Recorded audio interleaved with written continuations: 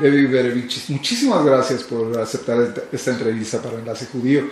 Y oye, aprovechando de que tú tienes un doctorado en física, te quería comentar acerca de lo que descubrí hace poco. Y quería saber si tú me podrías dar tu punto de vista de si puede existir o no una situación tal en la que un ser humano tenga, que domine 5 idiomas, que tenga programas de televisión, que en sus ratos libres, que me imagino que ya han de ser muy pocos, sea incluso modelo de medio tiempo. Y bueno, simplemente con eso, es posible para una persona abarcar tanto, como diría Ortega y Gasset, emplear tanto tiempo, usar tanto tiempo cósmico en tan poco tiempo vital. Qué bonita esa frase de Ortega y Gasset. Así es. Pues Enrique, lo que me preguntas me parecería una persona que se quiere comer al mundo y que no tiene suficiente tiempo, entonces está tratando de abarcar todo y hacer 1.000.000 de cosas. Pues por parte no me la creería, pero pues no sé. Podría ser. Podría ser que sí. Oye, suponiendo que aprovechando además la situación de que tú has pasado ya por un doctorado, ¿qué tendría que hacer una persona para poder llegar a hacer este tipo de cosas? Incluso trabajar en Wall Street, en una cosa que sería análisis de riesgo. Wow, pues definitivamente te digo que durante el doctorado esta persona no habría podido hacer ninguna de sus otras cosas, porque hacer un doctorado es exactamente lo opuesto a abarcar demasiados temas, ¿no? Hoy en día los doctorados se vuelven años y años de investigación en un tema que solamente un número reducido de personas puede comprender. Entonces, seguramente esta persona, si es que hizo un doctorado, pues se debe haber tenido que abocar a los estudios y a la investigación por muchos años, y ya solamente después, saliendo de eso, pudo lograr, si es que logró esas otras actividades e intereses, ¿no? La otra cosa es que yo sí me he encontrado con gente en el doctorado, como que hay de dos tipos de personas, ¿no? Hay gente que se satisface de estudiar solamente un tema todas sus vidas. O sea, ser un ignorante especializado. Exactamente, ignorante de 99% del mundo, pero un experto profundo del 1% de su tema. Y hay otros que estudian un doctorado por satisfacer la curiosidad y digamos, investigan algo con mucha pasión, pero que sin embargo su interés abarca un montonal, como dicen aquí muchas veces, una cajita de tesoro, un tesoro de... Un estuche de monerías. Un estuche de monerías. De monerías, exactamente, ¿no? Alguien que no está satisfecho con dedicar su vida solamente a profundizar en un tema, sino que prefiere saber un poco menos, pero de una cantidad mayor de temas. Y para mí esa es la gente más interesante, la verdad. Y aprovechando que tú, como te vuelvo a decir, ya pasaste por un doctorado, tú concretamente, ¿qué estudiaste? O cómo, cuéntame por favor, ¿cómo lo hiciste para hacer tu doctorado? Pues yo crecí en la comunidad judeo-mexicana, en la Ciudad de México, y asistí al Colegio Israelita de México toda la vida, desde kinder hasta terminar la preparatoria. Y recuerdo que por ahí de la secundaria a la preparatoria me nació una curiosidad muy grande por la ciencia, pero yo toda la vida anterior había sido una persona con una inclinación hacia las humanidades. escribía desde pequeña. Mi abuelo, Zvulun, que en paz descanse, Zvulun Bereviches, había sido un escritor, y entonces mi padre como que me asociaba mucho con mi abuelo y me puso a tomar clases de literatura, y escribía y metía en los concursos del Deportivo Israelita mis historias y demás. Entonces, cuando comencé a decir que me gustaba la física, bueno, haz de cuenta que era la cosa más rara. Mis compañeros de escuela me decían, no, primero, olvídate, para estudiar física tienes que ser un genio, o sea que olvídate, y dos, pues para una mujer como que tampoco me late mucho, síguete mejor con la literatura y la filosofía, y eso pues te queda mejor, ¿no?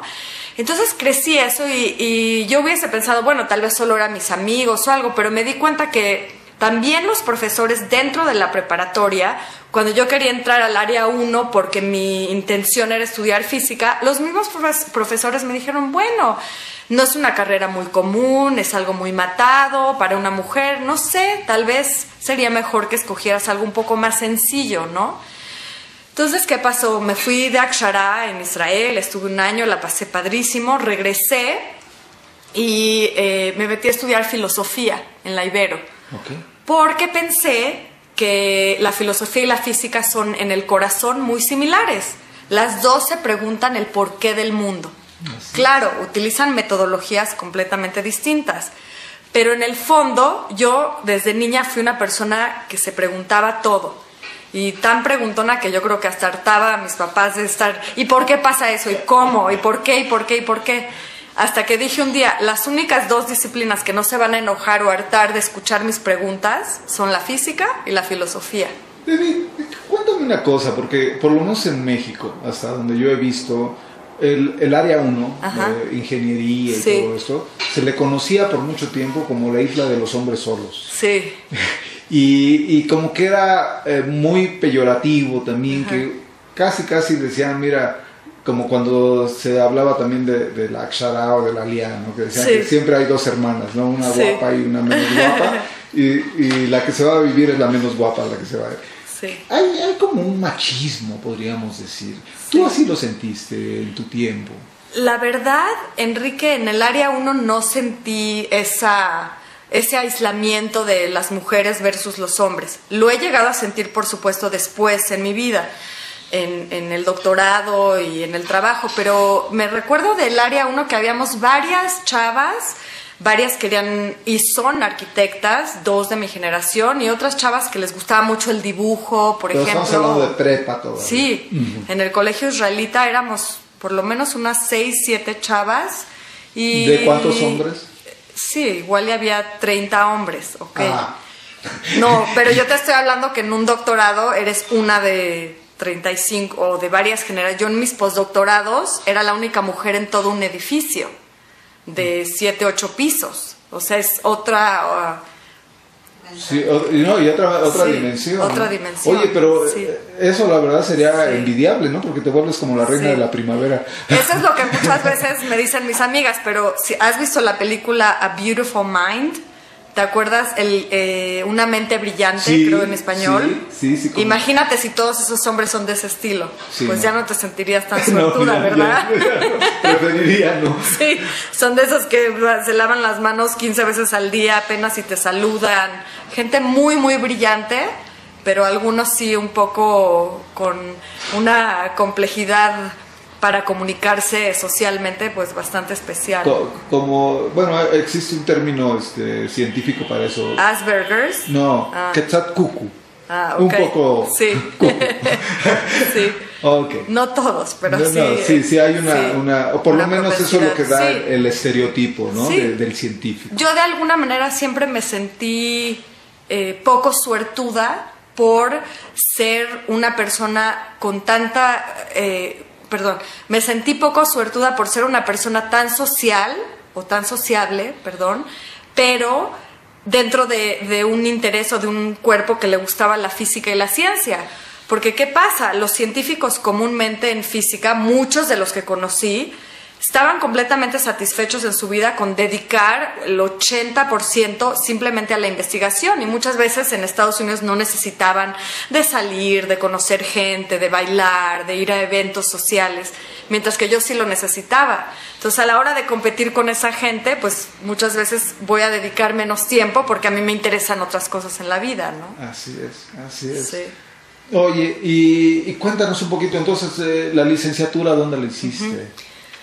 Yo comencé mi licenciatura en la Universidad Iberoamericana en filosofía, y recuerdo que el departamento de filosofía estaba junto con el de teología, y la Universidad Ibero es de jesuitas. Recuerdo que el primer día que entré ahí me dijeron que yo era la primer judía que había entrado a ese departamento, y que por qué me había metido ahí, porque muchos de los profesores eran padres jesuitas, y la verdad la acabé disfrutando muchísimo esa carrera.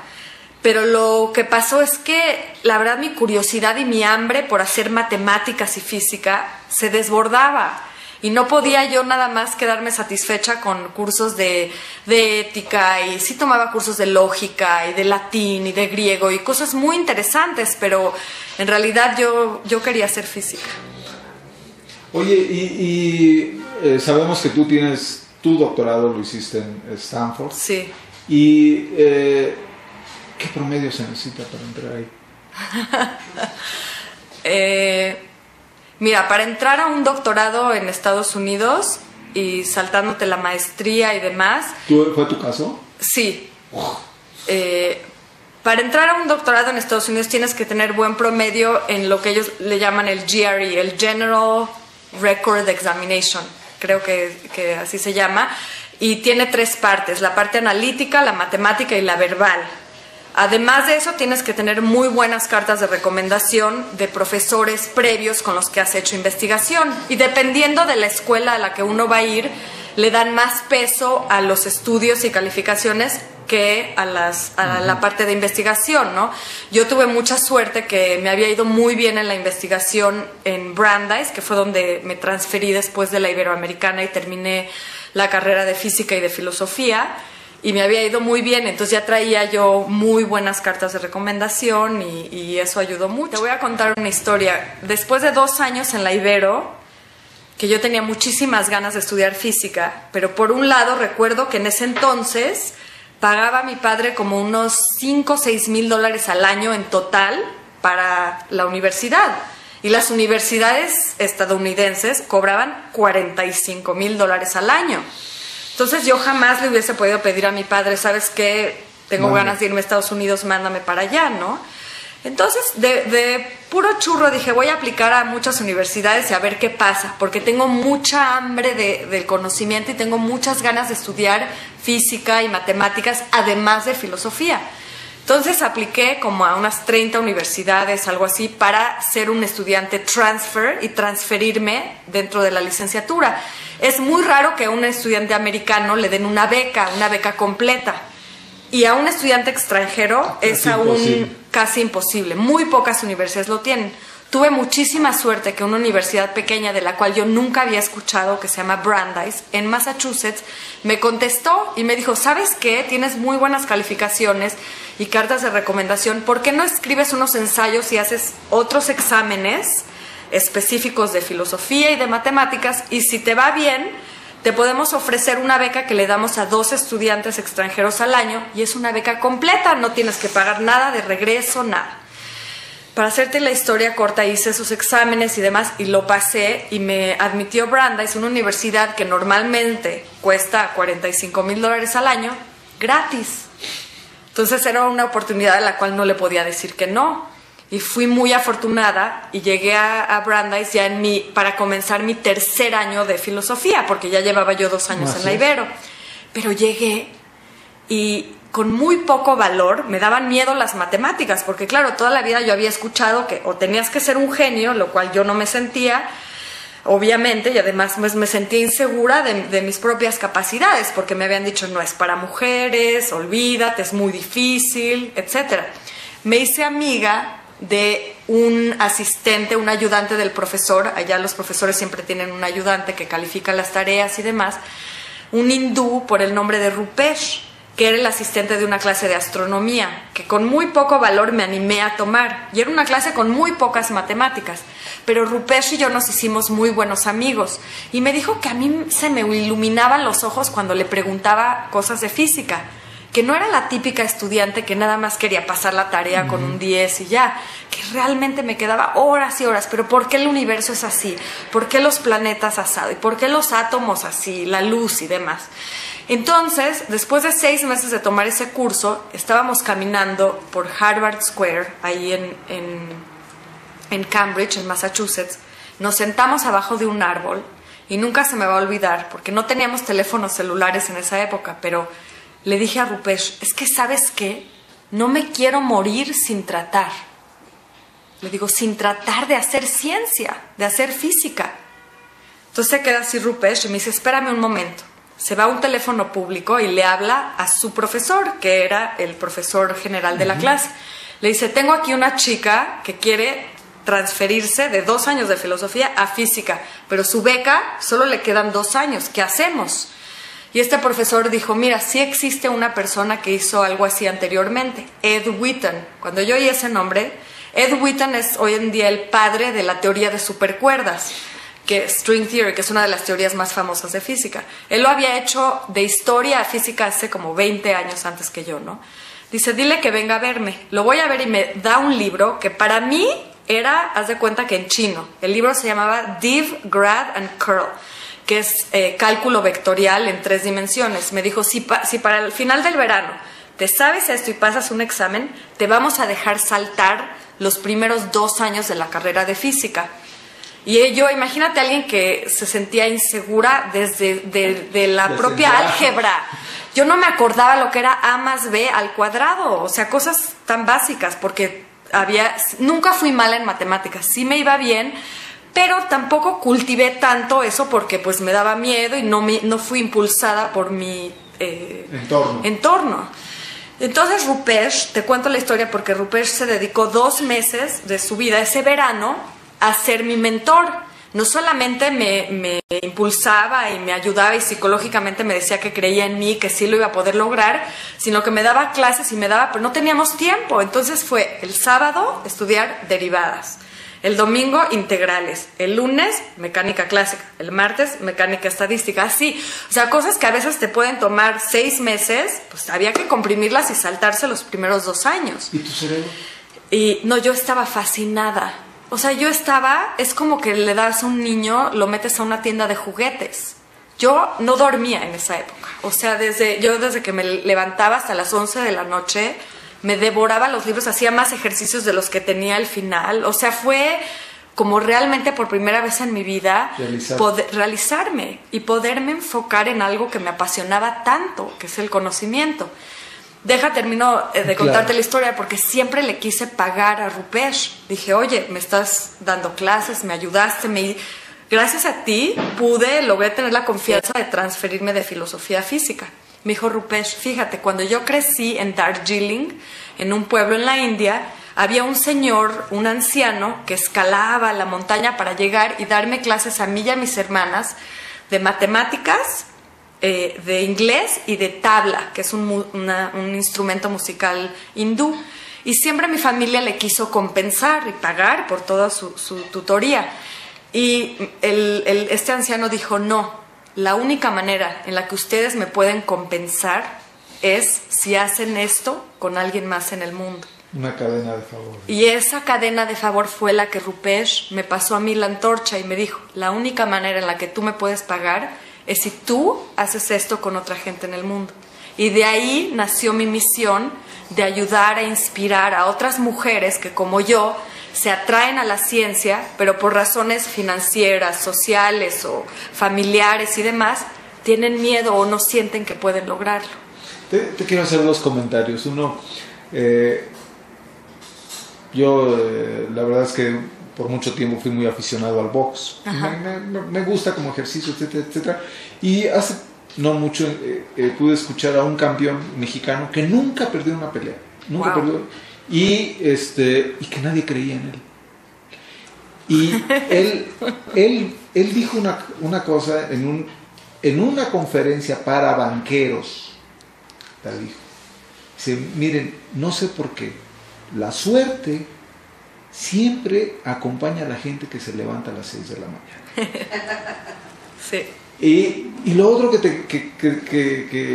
quiero saber y que te quiero comentar, y que, bueno, ya con la introducción que habíamos dado y que es hora de develar un poquito el misterio, tú eres esa mujer, evidentemente, de la que yo estaba hablando al principio, y basta decir que tenemos mucho respeto por ti y mucha admiración, y sobre todo, Debbie, tienes una cualidad que alevai, que ojalá nunca la pierdes, que es tu sencillez y tu humildad.